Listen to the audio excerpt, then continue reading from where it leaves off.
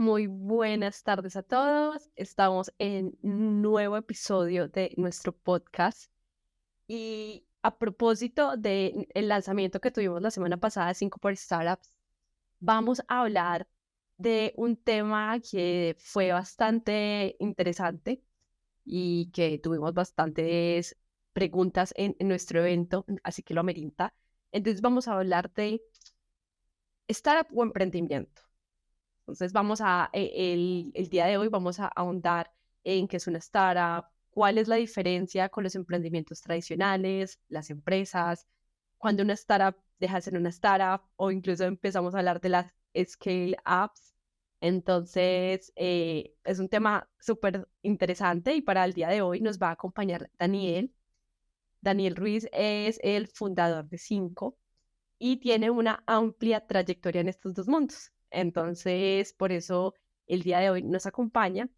Y Dani, ¿qué tal si empezamos un poquito contándonos tu historia? Cuéntanos tu recorrido. Cuéntanos dónde has trabajado y cómo empezaste a trabajar. Listo, claro. Bueno, pues es un trayecto ya bastante largo.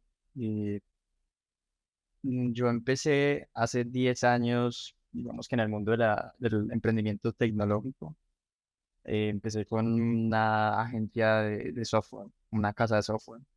Entonces, obviamente, pues empezamos a nivel local y empezamos a hacer aplicaciones.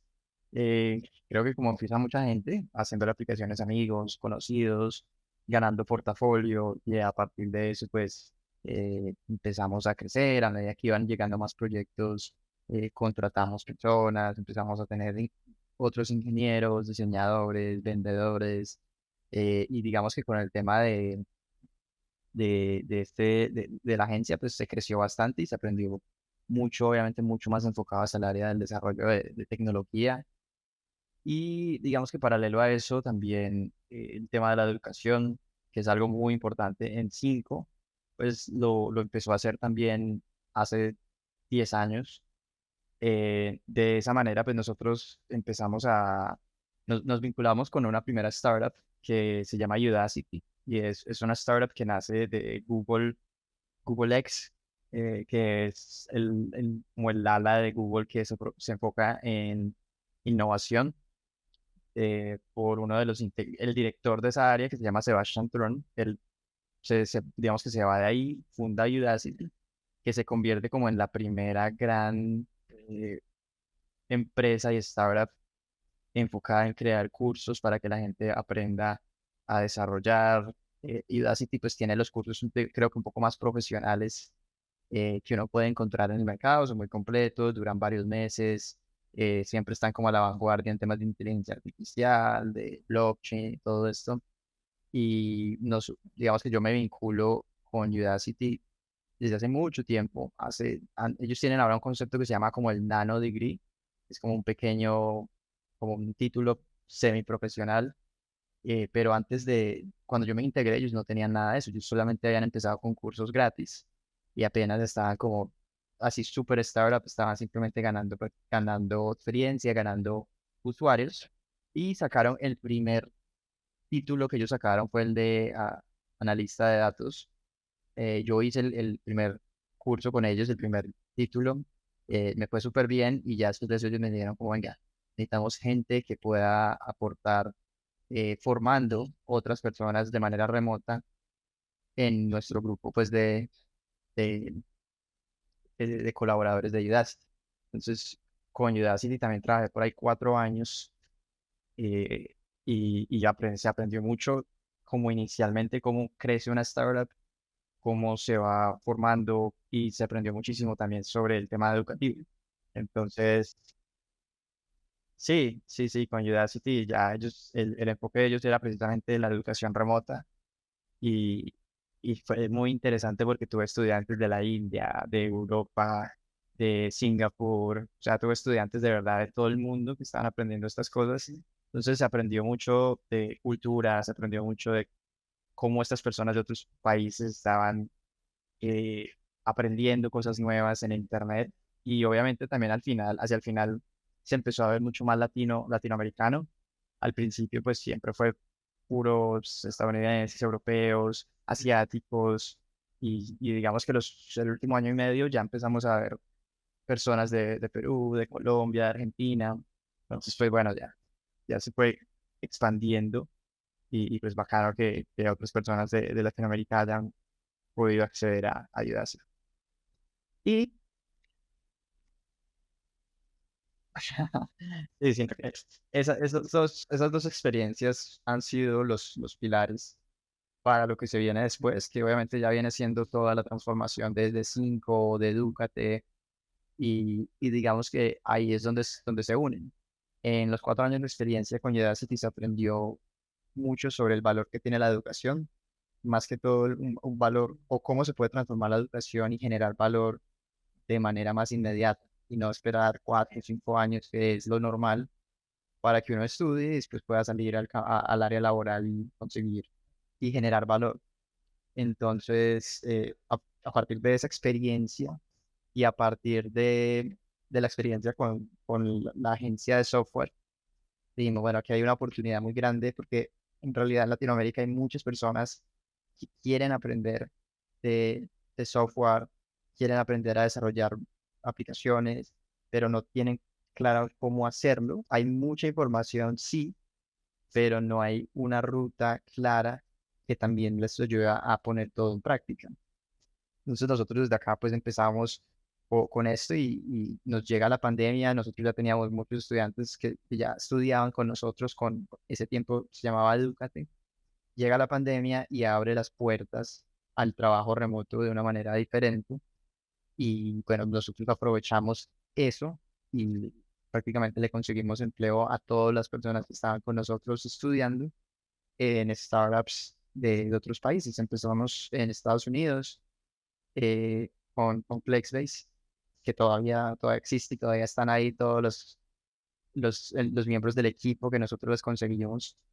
Empezamos con ellos, y de ahí pues seguimos con empresas de Hong Kong, con empresas de otras empresas de Estados Unidos, empresas de Israel, empresas de Europa, y así nos hemos ido, y esto nos ha permitido como comunidad tener demasiada experiencia en startups, ya que si nosotros nos ponemos a contar de todas las personas que hacen la parte de la comunidad de 5, tenemos más de 20 startups que hacen parte de la comunidad, algunas bueno, una gran mayoría en fintech, otras en proptech, agrotech. Bueno, hemos tenido de todo, de Web3, de todo tipo de cosas, y lo chévere es que dentro de como nosotros somos comunidad, constantemente los miembros están compartiendo qué están haciendo las startups, qué tipos de experiencias han ganado, qué problemas se han enfrentado, y ahí hemos venido generando esa experiencia colectiva de toda la comunidad de 5.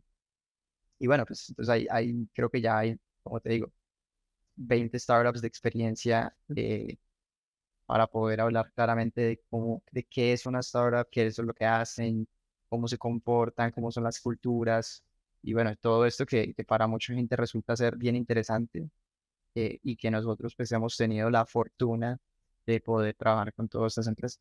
Pero listo. Antes de entrar al tema startup, ¿cierto?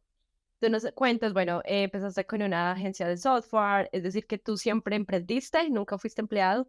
Pues yo, yo, digamos que yo empecé a trabajar muy joven. Entonces al principio trabajé en un restaurante como desde los 13 años. A los 15 fui profesor de inglés. eh, entonces, digamos que ahí eso ya contaba. A los 16 17 vendí seguros. Entonces, digamos que sí tuve, digamos, como otros encuentros con el trabajo y con el mundo laboral, pero digamos que ya después, desde los 17 18 años, empecé con el tema del software, que fue un emprendimiento propio, y ya llevo pues 10 años en estos emprendimientos. Súper. Entonces podríamos decir que al haber empezado a emprender en software fue lo que te llevó sí o sí a encontrarte con el maravilloso mundo de las startups. Sí, sí, claro. El software hace 10 años no era como el mundo del software y de la tecnología, no era lo que es hoy en día. menos en Colombia. En Estados Unidos, pues sí, hace 10 años ya venían empresas grandes creciendo, como en ese modelo de startup. Todavía no se había constituido fuertemente el término de startup, creo que se constituyó en el 2013. Entonces, prácticamente cuando yo empecé, apenas estaba creciendo, apenas estaban construyendo el tema el concepto de una startup. Antes de eso no existía, eran solo empresas y bueno. Entonces, justamente cuando yo empiezo, se crea el término de startup, que yo por ahí estoy casi seguro que fue en el 2013. Ahorita me tocaría ir a buscar quién fue la persona que creó el término. Pues, creo que fue un venture capitalist. Eh, y bueno, entonces, en ese entonces, pues no, era simplemente, yo creo que una pasión por crear, por construir y el software pintaba como una de las áreas en las que uno podía como poner en práctica todo eso de creación. Cero startups, cero nada de eso y digamos que a medida que se fue desarrollando tanto mi carrera profesional y fue creciendo todo esto, pues se fueron uniendo el desarrollo de las startups a nivel mundial con la trayectoria que nosotros ya empezamos a tener en Colombia. Ahorita que nos estás contando tu historia, tú dijiste, ok, cuando empezaste a trabajar con Udacity era una startup. En ese momento que tú empezaste, ¿tú sabías que era una startup?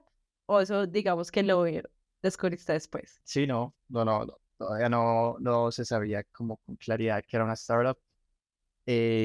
En ese momento pues se le conocía más, creo que era MOOC, como pues una empresa pues que vendía cursos online y pues Udacity fue muy pionera en eso. eh, pero no sé, nunca se vio en ese momento como una startup. Ok, súper. Imagínate, ya estabas empezando a trabajar en startups sin saberlo. Como que el Casi destino siempre. sí o sí te iba a desembocar en este mundo.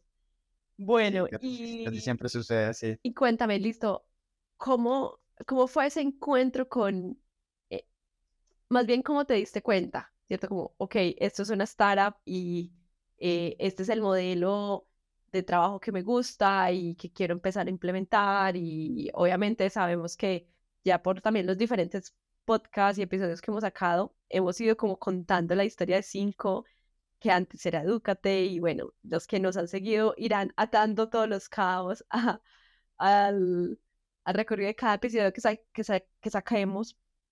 Pero entonces, cuéntanos, por ejemplo, como también, ¿cuál fue esa primera startup o esa primera aplicación que sacas como un poco más consciente, ¿no? Porque pues obviamente digamos que uno cuando empieza el desarrollo de software como tal, es un poco más tradicional, ¿no? Y ahí es cuando también podemos empezar a sacar algunas diferencias. Y sobre todo el contexto en Colombia es como, ok, yo soy una constructora y necesito una plataforma que me ayude a automatizar lo que tengo en Excel, por ejemplo.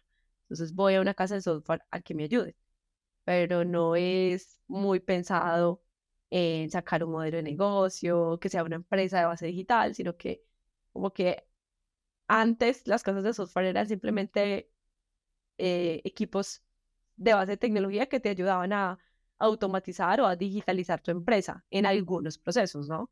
Entonces, como que cuéntanos un poco de esa óptica y cómo fue ese primer encuentro, esa idea para sacarla como startup. Bueno, pues acá yo creo que eso, o sea, el tema de cómo se llega a la primera startup, yo creo que fue también en base a ese mismo deseo de continuar creando. Yo, yo, yo creo que las personas que les gusta crear, son creadoras, siempre buscan cómo continuar y cómo tener más impacto y cómo poder construir y crear más. Entonces, para, para este mismo efecto, pensando pues en desarrollar software en Colombia, en especial en estos tiempos, uno reconoce que existían muchísimos bloqueos que no tenían nada que ver con el proceso creativo, era más aspectos de negocio, aspectos culturales que limitaban bastante esa parte creativa.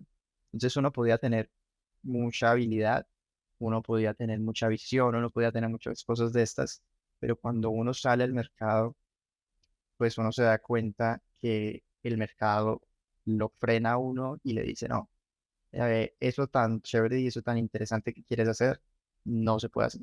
Entonces hay que bajarle 5 niveles y hacer algo mucho más sencillo, mucho más simple y ahí queda.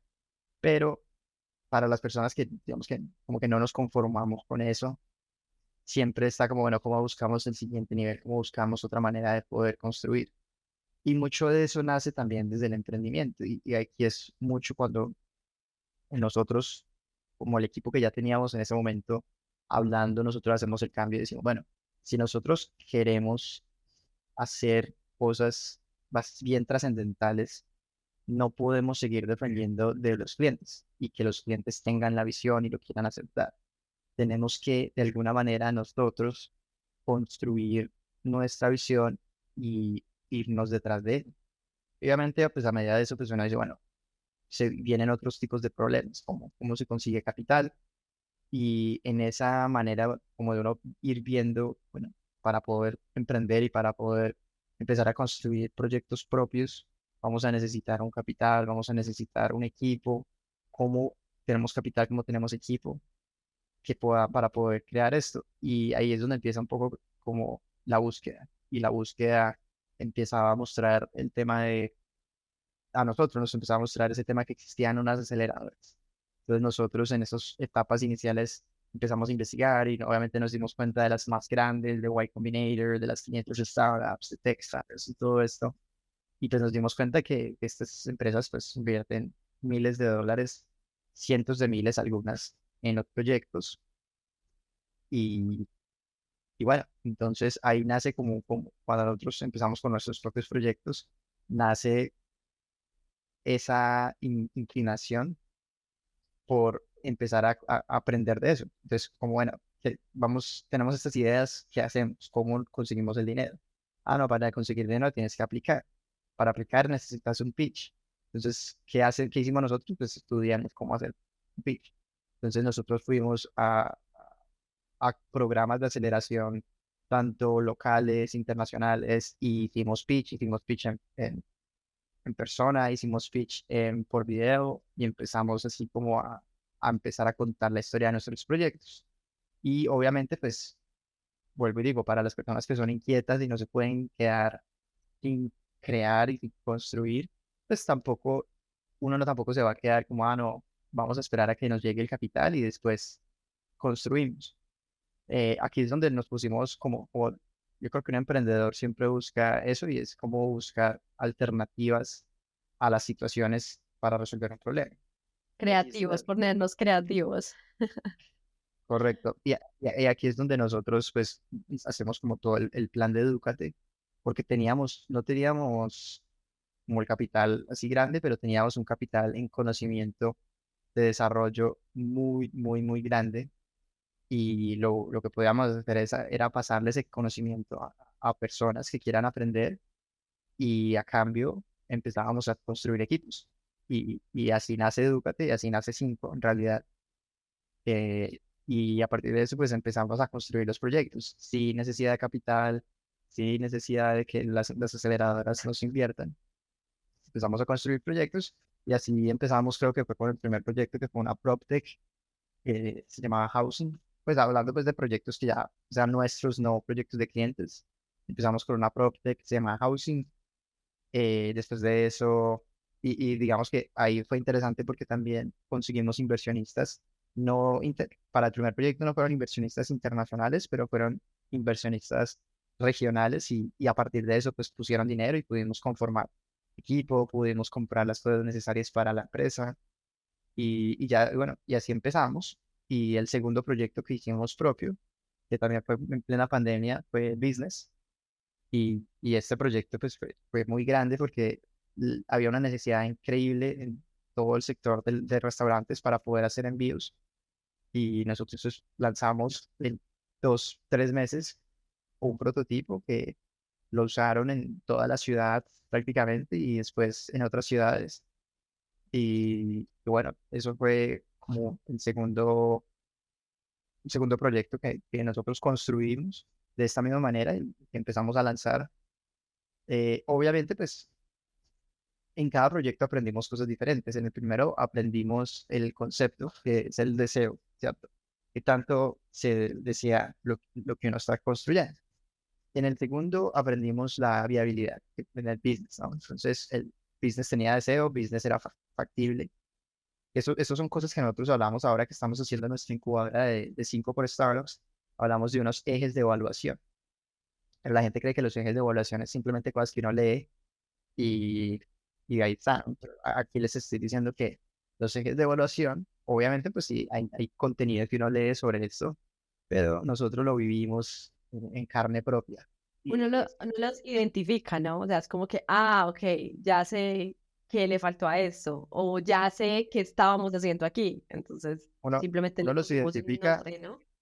uno los identifica porque los vivimos, ¿cierto? Por eso digo que es diferente pronto cuando uno de verdad está en el campo a cuando uno simplemente se leyó un libro y ahora se cree experto. Y esas son las diferencias, que nosotros podemos ponerle un momento específico donde se trabajó, porque en todos estos proyectos se trabajó por muchos meses construyéndolos y pues aparte de eso queda la experiencia y el conocimiento. Como decía, en este primer proyecto no había el deseo y lo vivimos claramente. En el segundo proyecto había el deseo y la factibilidad, pero no había viabilidad, que no habíamos pensado claramente en un modelo de negocio que se pudiera sostener solo mientras se conseguía de pronto más capital para crecer. Entonces ahí vemos cómo cada proyecto empieza a tener dificultades eh, y por qué es necesario pensar en todas estas cosas, o por lo menos de manera inicial, para encontrar el camino. Y bueno, ya como hemos dicho, después de business, del proyecto pues, de pandemia, empezamos a tener experiencias con otras startups. Estos eran proyectos bastante regionales de nosotros. Y ya después de eso nos empezamos a vincular con proyectos de otros países, empezamos a conocer equipos, se abrió bastante nuestro grupo de trabajo, ya que empezaron a llegar personas de República Dominicana, de Estados Unidos, de Dubái, abrimos pues como tal ese espectro, empezamos a colaborar en proyectos de startups, pero ya a otro nivel. Aquí ya estamos hablando de proyectos que habían levantado $3 millones y tenían pues dinero inicial para construir un equipo. Igual nosotros, parte de lo que nosotros siempre buscamos es que con todos estos proyectos de startups, nosotros podamos participar. Entonces, siempre se busca que nosotros tengamos un porcentaje accional de todos los proyectos, tanto digamos las personas individuales como 5, y a partir de eso pues empezamos como una sociedad con estos proyectos donde les ayudamos a hacer lo que nosotros somos buenos, que es toda la parte de producto, y empezamos ahí a construir este, este, estos proyectos. Y ahí ya es como te digo, ahí empieza otra etapa, que es una etapa mucho más global que la etapa que estábamos hablando. Algo de, pues, digamos que devolviéndonos un poquito, ¿no? Entonces, aquí igual hemos puesto bastante en contexto la historia y también cómo se han ido manejando las startups y patrones de funcionamiento que tienen las startups. Ahora, devuélvete un poco a ese Daniel Díaz de unos 6 años, 7 años, cuando estabas empezando a emprender, cuando empezaste con tu casa de software, cuando tuviste la agencia y ahora tienes 5 y puedes participar en muchísimos proyectos que son startups. ¿Cuáles serían las diferencias más notorias que tú ves entre los emprendimientos tradicionales y las startups? Yo creo que la diferencia más notoria, también cuando decimos emprendimiento tradicional, es como, también siento que hay que definirlo porque puede que lo que para mí sea emprendimiento tradicional no sea lo mismo que es para ti o para las personas que nos escuchen. Eso es Para mí, cierto porque igual a la final, por ejemplo, hacer startups es emprender, ¿no? sí, Entonces, pongamos un correcto. poco ese contexto y definamos. Correcto, ¿no? Para mí, en las startups es emprender, es buscar soluciones innovadoras a un problema. Eso para mí pues, es como el tema pues, de emprender. Eh, yo creo que la diferencia que hay con un negocio, una empresa más tradicional, es ambas pueden ser emprendimientos, tanto la empresa tradicional como la startup, pero la diferencia de una empresa tradicional, las startups buscan crecer exponencialmente y lo hacen a través de las sociedades. Entonces, una startup busca socios capitalistas que puedan inyectar dinero y a partir de eso, pues crecer de una manera mucho más rápido. Entonces, si tú tienes un equipo donde ya empiezas a tener varios desarrolladores, gente de ventas, gente de mercadeo, vas a poder hacer muchas cosas que solo no puedes. Y muchas veces cuando tú empiezas un negocio de manera tradicional, uno es la persona que hace todo, uno hace el mercadeo, uno hace las ventas, uno hace el desarrollo y eso pues cansa demasiado porque es un trabajo de 16 horas al día, pero también es lento, ¿no? Porque estás muy limitado a lo que puedas hacer tú solo y el crecimiento es pequeño, mientras que una startup puede crecer de manera exponencial de esta manera. Entonces, esa es la diferencia, esa es la diferencia y es una diferencia en mentalidad porque incluso puede que ambos lleguen como al mismo lugar en, al final, pero la startup lo que busca es acelerar ese proceso porque a la final lo más importante es cómo puedes crear valor extraordinario en el menor tiempo posible. Entonces, lo chévere, lo interesante de las startups es que también fracasan rápido y eso también es bueno porque si nosotros buscamos como personas, como individuos, poder como generar el máximo valor nosotros, pues es bueno que también sepamos cuando una idea no tiene ese potencial. Y muchas veces, por ejemplo, si lo hacemos como un negocio tradicional, van a pasar años hasta que nos demos cuenta que lo que estamos haciendo en realidad tiene un techo muy bajo. O sea, no vamos a poder crecer y generar un impacto tan grande y nos vamos a quedar con un negocio pequeño de la ciudad, local, regional.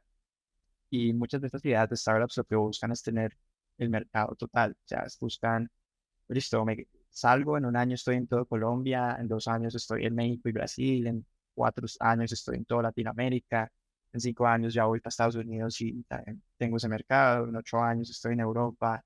Entonces, estas las startups en ese transcurso de tiempo piensan eso. Una empresa tradicional dice, bueno, en 5 años ya estoy Punto de posicionado en mi equilibrio. ciudad, estoy posicionado en mi ciudad. Y esa es la diferencia en estos márgenes de tiempo. Entonces, sí, para mí esa es la diferencia más grande. ¿Las startups siempre son startups? Depende, que sí, pues depende si nosotros hablamos de que la definición de las startups es el crecimiento exponencial. También yo siento que una startup se convierte no solamente en eso, sino que también se convierte como en una cultura como muy exponencial. Hay empresas que duran más tiempo con esa mentalidad antes de que se conviertan como en una corporación, ¿no? Una corporación, una empresa pues gigante, eh, porque pues obviamente estas empresas sufren de algo y es la velocidad. Hay que pasar por 10 aprobaciones diferentes antes de poder hacer algo. Una startup, no, una startup es como listo, tengo una idea, la voy a hacer, tengo una idea, la voy a hacer, tengo una idea, la voy a hacer. Hay muchas empresas que incluso crecen y después de 8 o 10 años todavía tienen esa mentalidad, eh, podrían considerarse startups. Obviamente, la startup y todo este tema de la empresa en general tiene fases, ¿no? Y la fase inicial es esa fase de crecimiento exponencial, es esa fase donde pasan de 100 usuarios un mes, 1000 el otro, 10.000 el otro, 100.000 el otro, entonces va creciendo como de 10 en 10, ¿no? Eh, pero obviamente pues eso llega hasta un punto, porque el mercado, cuando uno hace el estudio del mercado, tú dices, listo, hay 1 millón de personas que quieren esto, y si ya en X tiempo estoy en 999.000, pues Ya no no vas tengo a cómo poder, crecer a 10x. ya no tengo cómo crecer a 10x, entonces las empresas migran hacia otras fases y muchas veces ese negocio que tenían inicialmente pues puede entrar en una etapa más madura de mejorar la calidad, de establecerse como el producto dominante, pero por ejemplo, empresas que tengan esta mentalidad muchas veces dicen, listo, solucionamos esto. ¿Qué otro problema se generó o tienen este millón de personas a las cuales vendimos ese primer producto? Se da cuenta que hay otros 3 o 4 diferentes ideas que tienen para solucionar otro problema y poder monetizar adicionalmente. Entonces, pues ahí empieza el proceso todo otra vez, todo de nuevo, en una misma empresa. Y si la empresa tiene esta mentalidad, pues va a ir ganando nuevos usuarios, va a ir creando nuevos mercados. Y por ejemplo, esto se ve mucho en empresas como Apple, ¿no? Apple tenía el mercado de las computadoras y es como listo. Fue una startup cuando tenía el tema del Mac y el computador. Y es como, bueno, ya llegamos a un techo donde casi en Estados Unidos mucha gente tiene el Mac. Y teniendo esta mentalidad de startup, a pesar de que ya era una empresa muy grande, dijeron, no, pues creemos el iPhone y, o creemos el iPhone y crearon el iPhone. Y después tenían ese mercado dominado y dijeron, no, pues creemos el iPhone, crearon el iPhone.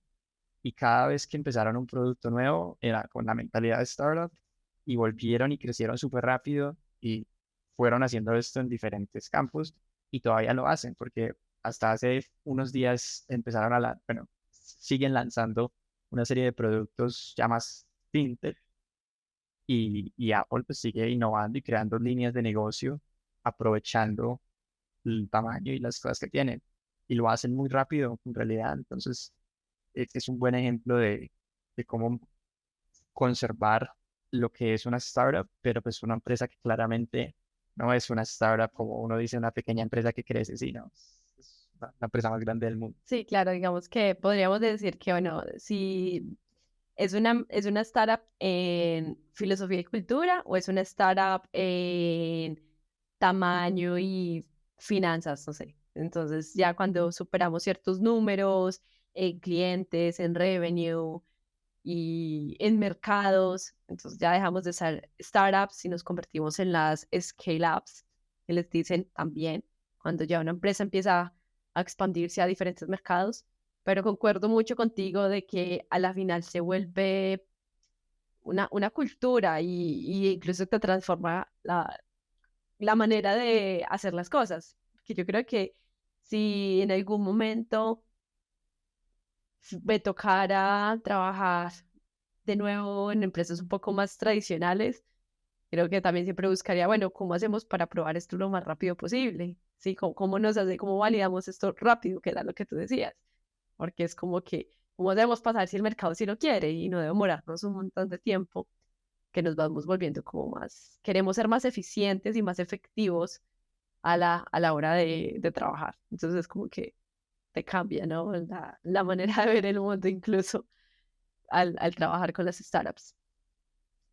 Em, para cerrar, para ir cerrando esta conversación de emprendimiento o startups, ¿qué consejos le darías a una persona que ha emprendido tradicionalmente y quiere empezar a sumergirse en este mundo de las startups? Pues una de las cosas es como, obviamente es más una pregunta y es, ¿por qué no pero puede ser porque no lo conoce, pero si ya lo conoce y si ya sabe que hay este tipo de oportunidades, ¿por qué no las persigue, cierto? Y porque muchas veces la gente se queda en algo y es, en- y esto pasa demasiado, yo no sé si pasa en todo el mundo, pero en Colombia por lo menos pasa mucho, es que la gente se enamora de una idea y creen que la tienen que proteger la idea, ¿no? Tienen que decir, como, no, es que entonces dicen como, no, pues ¿cómo logro levantar capital sin contarle mi idea a las personas? Porque me roban mi idea. Y uno escucha eso mucho y en realidad es bastante tonto eso. ¿Y por qué? Porque es que o sea, para empezar, casi todas las ideas las tienen, o sea, muchísimas personas. Esa idea que uno protege tanto, la tienen cientos de miles de personas alrededor del mundo. O ya la están desarrollando en otra parte del mundo o en otra ciudad. O sea, ni siquiera Correcto. tenemos que irnos tan lejos. Correcto, entonces, y yo creo que eso va mucho como en el ego, ¿no? Y hay que ver cuál es la misión que uno tiene en emprender, porque si la misión es crear valor extraordinario, que es uno de nuestros principios como empresa y como equipo, si esa es nuestra misión, nosotros vamos a buscar que mucha gente se una a la misión. Y la única manera en que tú puedes hacer que mucha gente se una a la misión es contándole a las personas sobre la misión. Hay que contarle a las personas cuál es el problema que estamos solucionando, cómo lo estamos solucionando, para que la gente se anime, para que la gente quiera ser parte. Y esto de pensar como una startup nace de ahí y nace de yo poder decirle a las personas, vea, aquí no es Daniel la persona más importante, aquí lo más importante es la idea y vamos a ir todos, vamos a ganar todos, porque ese es el tema de las startups, ¿no? Otro tema que los emprendedores tradicionales muchas veces como no, yo no le doy porcentaje a nadie y que, pues ahí es como bueno, y obviamente pues hay un lema que es muy común hoy en día, pero que para mí tiene mucho sentido y es las personas muchas veces quieren el 100% de nada, cuando pueden hacer mucho más con tener el 5% de algo gigante. Y si nosotros vemos a los grandes, llámese Jeff Bezos, que tiene el 6% de Amazon y ha sido la persona más rica del mundo. Con solo el 6%. Exacto, entonces es como, bueno, o sea, a mí me dicen como, tú quieres tener el 6% de Amazon en algún momento o quieres tener el 100% de esa idea que nunca salió del escritorio, yo prefiero tener el 6% de Amazon, yo prefiero tener el 3% de 5, yo prefiero tener cualquier porcentaje de esos, pero de verdad empujar para que sea un proyecto gigante y de verdad que así gana uno mucho más que queriendo uno como acaparar todo el porcentaje para uno mismo. Entonces, es la verdad, el consejo principal es hacer el cambio de chip, hacer el cambio de mindset. Y muchas veces uno, antes de inclusive de empezar a tener capital, uno conforma el equipo. ¿Y cómo conforma uno el equipo? Haciéndolos parte del proyecto. Haciéndolos parte quiere decir que sean dueños del proyecto.